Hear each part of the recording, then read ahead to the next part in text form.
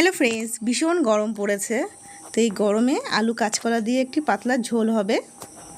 তো চলো আমরা রেডি করে নিই। তো এখানে হলুদ, নুন আর একটু কাঁচা লঙ্কা, আদা ভালো করে একটুখানি মেখে নেব।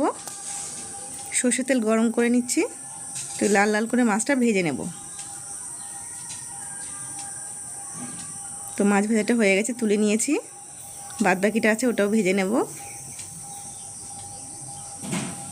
তো মাছ ভাজা হয়ে গেছে, ওই একই তেলে আমি আলুটা একটু ভেজে নেব। আলুটা ভাজা হয়ে গেলে কাঁচকলাটা দিয়ে দেবো। দিয়ে দেবো নুন, হলুদ, আদা বাটা, জিরে বাটা, কাঁচা লঙ্কা বাটা। একটু জল দিয়ে ধুয়ে আমি ভালো করে কষিয়ে নেব। এই আদা জিরে বাটা দিয়ে এই কাঁচকলার ঝোলটা কিন্তু যে কোনো মাছ দিয়ে খুবই সুস্বাদু লাগে এবং টেস্ট হয়।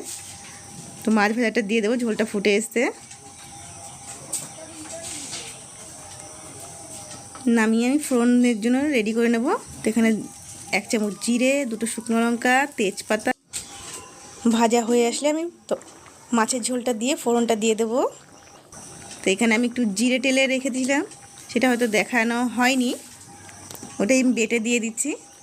এই পাতলা ঝোলে কিন্তু এই জিরে টেলে বাটাটা খুবই টেস্ট হয়।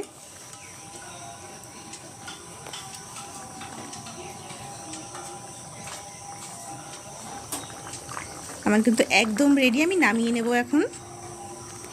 এই পাতলা ঝোলটা এই গরমের দিনে এই মাছের পাতলা ঝোলটা আলু কাঁচকলা দিয়ে খুবই সুস্বাদু হয়। ভিডিওটা যদি ভালো লাগে একটা লাইক করে শেয়ার করে দেবেন, কমেন্টের মাধ্যমে জানাবেন কোথা থেকে আপনার ভিডিওটা দেখছেন। আমার নেক্সট ভিডিওর জন্য সাবস্ক্রাইব করে দেবেন।